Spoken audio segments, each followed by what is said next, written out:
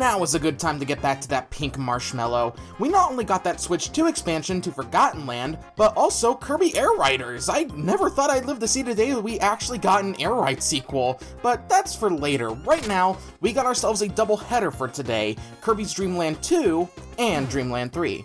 Of course, after the success of Kirby's Dreamland and Adventure, sequels were to follow, but these sequels would not see Masahiro Sakurai return as the director, as he had a disdain for making sequels. Kind of funny in hindsight, considering he's now made 5, technically 6 Smash Bros. Games.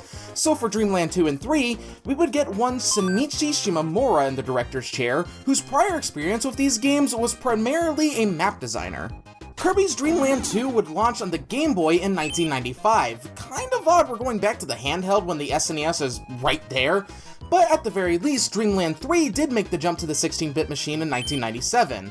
Despite the fact that the N64 had been out for a year by then. God, why is it both Mega Man and Kirby had a tendency to hold out on jumping to the next console generation?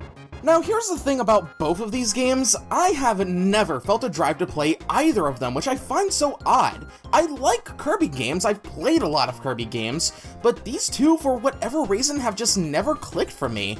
Both of these never looked interesting to me, save for Dreamland 3's art style. I don't know why, it's just there's something about them that was never attention-grabbing. Now, I know some of you might be wondering why I'm skipping over Superstar, since that came out in between these two games, and well, honestly, I want to give Superstar and its remake their own dedicated video, but also it's my channel, kiss my ass. Now, let's see why Dreamland 2 and 3 never caught my attention, if it's because they just aren't really anything special, or if I've been missing out on some cool Kirby games. So let's start off with Dreamland 2. Again, we've gone back to the Game Boy, which means we're not only going back in hardware, but some gameplay elements as well. But let's hold off on that thought for a minute and get the story out of the way. All was peaceful in Dreamland until one day this mysterious swordsman showed up and destroyed the rainbows that connect the Rainbow Islands of Dreamland. This obviously doesn't sit well with our pink marshmallow, who sets out to recover the rainbow drops, defeat the swordsman, and save the day yet again, but he's not alone this time, as he has his animal buddies Rick, Kine, and Ku to lend him a hand. Getting into the game proper, we have a world select with each world having a minimum of 3 levels and 1 boss. But as the game goes on, more levels are added to the world, so while Grassland has only 3 levels, Dark Castle will have 7, so you're absolutely getting more bang for your buck than in the original Dreamland. So of course, the game plays the same as it did in the previous 2 entries, except when I said they were going backwards in gameplay, what I meant is that both the dash and slide are just mysteriously absent in this title. I find it odd because, yeah, sure, the dash wasn't super necessary, I suppose, but the slide felt like a natural extension to Kirby's moveset from the first game. Not everything from Adventure is gone, though, as the copy ability is still here, but it too has seen some drastic downscaling in abilities. We went from a staggering 24 copy abilities in Adventure to 7. There isn't a single new copy ability either, as they all returned from Adventure. Burning, Cutter, Ice, Needle, Parasol, Spark, and Stone. The way you get them is at the very least still the same. Just go up to an enemy and inhale them with Kirby's powerful Shock! That's still very shocking to me though. Only 7 copy abilities, and you would think that that would mean that they were fine the ones that they kept, but no, these are all exactly the same as they were in Adventure, which is a pretty big letdown if I'm gonna be honest. This also makes sucking up enemies not as fun, as one of the fun things about the copy abilities in Adventure was sucking up an enemy to see what ability they could give you, but here, most enemies just don't give any ability at all. It's not all doom and gloom though, as Kirby can find his animal buddies by beating mini-bosses. Rick, Kine, and Ku. These guys are like upgrades to Kirby's natural abilities. Well, Kine and Ku are, but let's hold off on that for a second. As Yoshi was to Mario in Mario World, these 3 are to Kirby, but legit only for 2 fucking games, and I don't understand why. They do alter how the copy abilities work, which can be either fantastic, or just flat out somehow suck worse. Okay, let's dive into the animal buddies individually, starting off with Rick, who, in my opinion, is the weakest of the animal buddies. So you hop on his back for a piggyback ride, and that's it. His flavor of copy abilities aren't anything good either. His spike ability is genuinely one of the worst in the game. Why do I want spikes on my back? What is this? It doesn't help that Rick is just a worse Kirby. You can't fly with him, and he has no unique ability to make him stand out from the other 2, which is shitty. I'm sure Rick's a good dude and all, you know, probably takes care of the bill at restaurants, but I just never look forward to using him. You would think I would have the same opinion on Kine, as you can't fly with him either, but there is one thing that makes Kine much more useful than Rick. You remember the frog suit from Mario 3? That's Kine, just straight up. You hop in his mouth, jump into water, and your movement is amazingly snappy. I think Kine also just has much better copy abilities like Spark or Stone, which, oh god, poor Kine. That has to hurt pretty bad, but the fact that Kine deals with it shows how good of a friend Kine is. Out of water, though, you suck! Ku is without a shadow of a doubt the best animal friend in the entire game for one simple reason. Ku can not only fly, but flies much faster than Kirby can, allowing for you to just blaze through levels at speeds the likes of which Kirby has never seen. Ku's copy abilities are also really fun to utilize. Spark is just straight up Pikachu's down B and smash, Cutter sends out 3 sharp-ass feathers that have a wide range of coverage, and Parasol turns the duo into a Twister of Doom that is invincible to enemies, and spamming it just obliterates any difficulty the game offers. Something else I find interesting is that the animal friends have their own health pool that is separate from Kirby, which kind of makes an already easy game even more easy. As for the levels themselves, this is where I think being on the Game Boy acts as a detriment to the game. These levels feel so bland, and all feel the same. Like, I get Kirby is meant to be simple, but that doesn't mean the level should be simple as well. I'll put it like this, there's only 2 levels that I can genuinely recall, that being 7-1 because it's just a mad dash through the whole thing, and 7-6 because of the auto-scroller section, which can just dead-end you and crush Kirby to death, which caught me so off guard. That's so unlike the series. I get making the levels feel more distinct from one another might be more challenging on the Game Boy, but the original game did it, but then again, that original game only had 5 total levels, and I remember all of those. Maybe making this game longer than the original was a bad thing in hindsight, but then again, Super Mario Land 2 has roughly the same amount of content, and that game doesn't have that issue. Shit, neither does Mario Land 1. The high jump minigame from Adventure also returns here and functions exactly like it did previously. The higher you go, the better rewards you get, with a 1-up awaiting you at the top. Then there's the matter of the rainbow drops, which are this game's main collectible, aside from the point stars which act as this game's coins. These things are mandatory for getting the true ending, but don't worry, as you only have to find 1 in each world, and they typically require having an animal friend in conjunction with a specific copy ability in order to nab, and the game tends to give you the copy ability you need to grab it in the level itself, but almost never the animal friend, which means either coming in here with a guide so you know what you need, or backtracking. Some of the rainbow drops are easy to come by, but later in the game they start to become a hassle to grab. 5-3 is what comes to mind, as you need Rick and the Spark ability, then climb the auto-scroller section upwards, which is annoying to do with Rick, top it off with getting hit once, causing you to drop the copy ability. Also, this level has a naked woman as the layout. Look! Boobies! 6-2's rainbow drop is also a massive pain in the ass. You gotta come in here with Kine and the ice ability, then defeat the Master Green for Spark, then defeat Blocky and ditch Kine for Rick, then free Ku and nab him instead, then fly against the current of the wind to find the Wayu mini-boss and kill it for the Cutter ability, and then you'll have everything you need to get the rainbow drop. I don't know, did you catch all of that? Fortunately, this is the worst the rainbow drops get, as the rest of them aren't too bad to figure out. Then there's the matter of the main bosses, and really all of them are pretty easy to deal with. Wispy Woods is here, and is trying his best to disguise himself. God, Kirby has terrorized this tree so much that he's trying to do everything he can to just not get noticed by him. I kind of feel bad for him now, but you're in my way, so... Ruff and Nelly, you just gotta worry about the bigger of the two. Sweet Stuff ain't much to worry about, especially with Kine. The Ice Dragon is the easiest fight in the game, in my opinion. Mr. Shine and Mr. Bright return and sport some new attacks, but are largely the same as they were in Adventure. Kracko also returns, and I think this is probably his most well-designed instance of him so far. King Dedede returns as the, I wanna say false final boss. Here though, he's an eepy little boy. His attacks are largely the same as they were in his previous 2 appearances, although after enough hits he gets fucking pissed and his attacks become more frantic. After beating him though, it's revealed that he was possessed by that mysterious swordsman, and if you got all 7 rainbow drops, then you get the rainbow sword and head off to fight the bastard.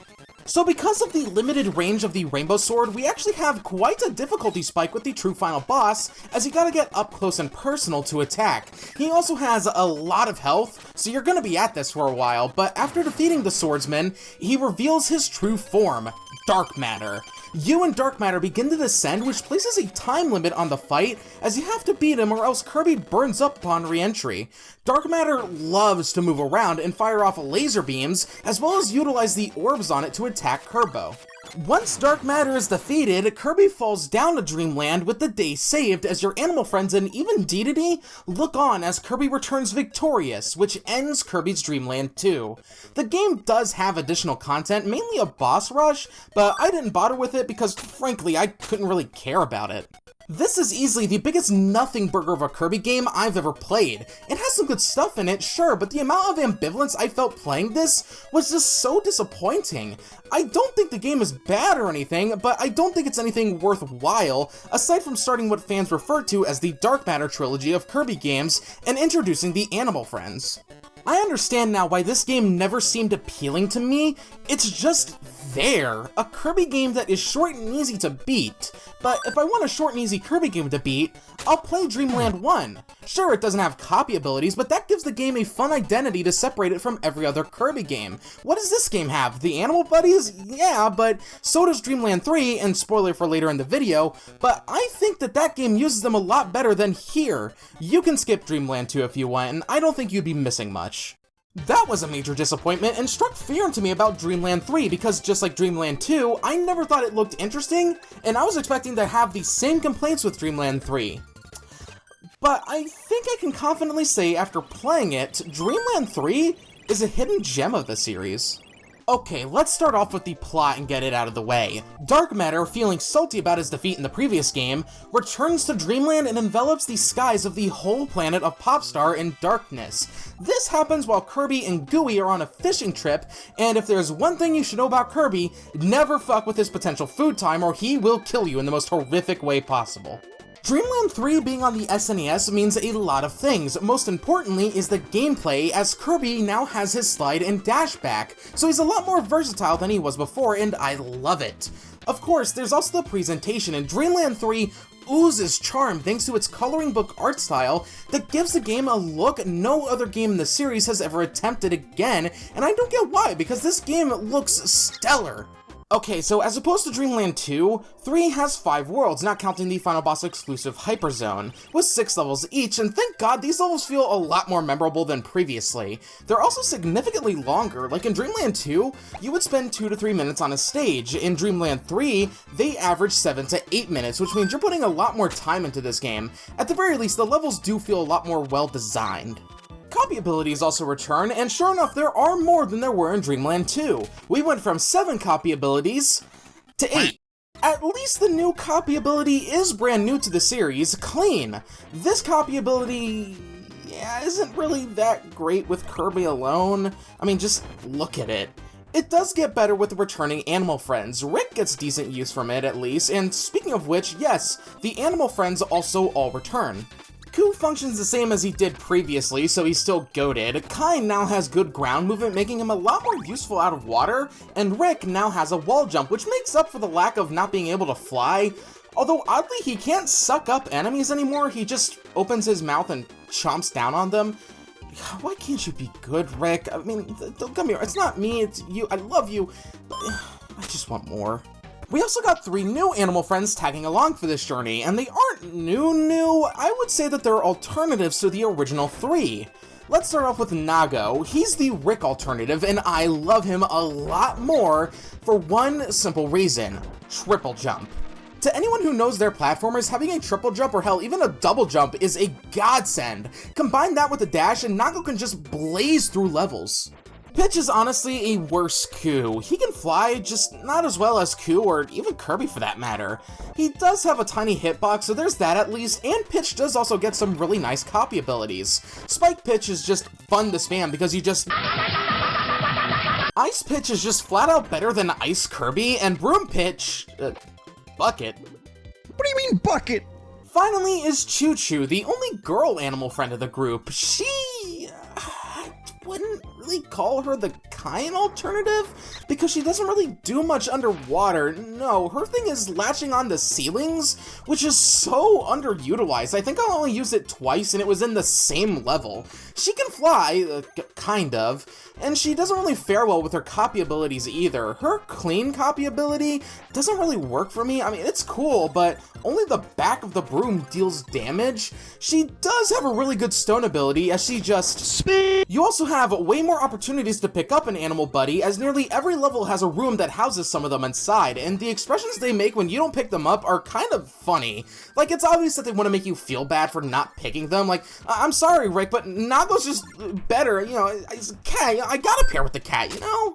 You aren't alone for this adventure, as with the press of the A button, you can actually summon Gooey. He was in Dreamland 2, but wasn't usable and just refilled your health if you found him. Here, though, he's been upgraded to Player 2. You don't need a second player in order to use Gooey, though, as he can be controlled by the CPU. He can use copy abilities by licking up enemies with his tongue, which sounds even more terrifying than being eaten by Kirby. Levels not only feel more enjoyable this time, but there is also way more stuff to do in them now, as every level has an objective you need to do in order to obtain the Heart Stars. These are the rainbow drops of this game, but they're in every level now, and they don't do anything overly convoluted, as nearly every objective is doable without backtracking, save for one. But if I only have to backtrack once and it's only like a minute-long detour, then I am A-okay with that. Now, while there are a lot of Heart Stars, what you need to do falls into one of 6 categories, and you get a good heads up on what to be on the lookout for on the level selection screen. The first stage always involves something with flowers. Don't trample on the flowers, water the flowers. Trample on the flowers but not the mushrooms. Stage 2 always involves doing something with the creature inside, like licking them with Choo Choo, or is that? Huh, it must have been my imagination. Oh fuck, no, get away from me, you! Wait, the Metroids can't hurt Kirby? Holy shit, sorry Samus, but it looks like you're out of the job. Also, why are you and the Metroids here anyway? Maybe you're trying to tempt me to play the Metroid games? Stage 3 will always have you play a minigame, and they're on the beaten path, so you literally cannot miss them, and I don't mind these for the most part. The only thing that bothers me about these minigames is that if you fuck up once, that's it. You gotta replay the whole stage in order to get another chance at them, and because of how long these levels can be, that can be really bothersome. At the very least, if you're playing this on an emulator or on the NSO service, you can just use save states or the rewind feature to cut that out. Stage 4 will ask you to search for an object in the level, such as a shell or a monkey. Stage 5 requires you to make it to the end with a specific animal friend, and you can infer which one you need by the level icon. Stage 6 will either be you having to get this group of star blocks to match up with the creature in the level, or finding items like objects for this clown to juggle, or putting Rob the Robot together. It's cool to see you, Rob, but holy fuck, getting your body parts was such a long and arduous task. At the end of every level is a minigame where you get the chance to grab either more point stars, vitamin bottles, Maxim tomatoes, 1-ups, or nothing. You lose! You can also unlock this as a separate minigame that you can play through the file select screen and try to get a high score in it. Of course, we have bosses, and they're more original than what we got in Dreamland 2. I mean, Wispy is still here, but it wouldn't be a Kirby game without him. His fight, though, it starts off normal enough, but then this motherfucker just... See, I think stuff like this is where the cozy art style excels, because when the game just throws disturbing shit like this at you, it hits so hard. Acro is a killer whale that will just ram itself headfirst into walls in an attempt to kill Kirby, and it's a fight where Kine once again comes in really useful, just like Sweet Stuff in Dreamland 2. Pon and Kon are a duo that are pretty much a remake of the Ruff and Nelly fight, except you have 2 big guys to beat down, and as a result, this fight can actually take a bit. Ado is a pretty interesting fight, as she doesn't actually take you on directly, but will paint the bosses from Dreamland 2 and send them after you, which means that this fight is yet again gonna take you a bit because it's effectively 4 boss fights in one, but it is a creative way to bring back the old bosses, and once you beat all 4 of them, Ado herself tries to rush you, which goes exactly like how you think it would. Finally is King Dedede, who is once again an eepy little boy.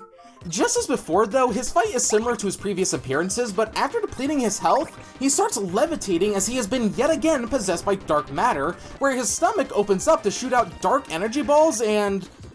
I thought I was playing a Kirby game, not watching The Thing.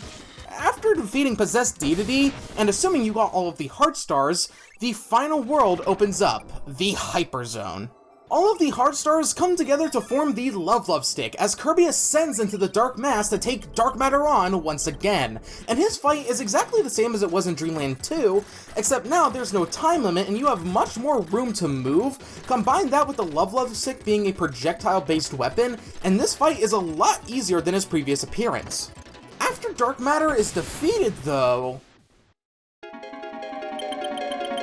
this is Zero, the true master of Dark Matter.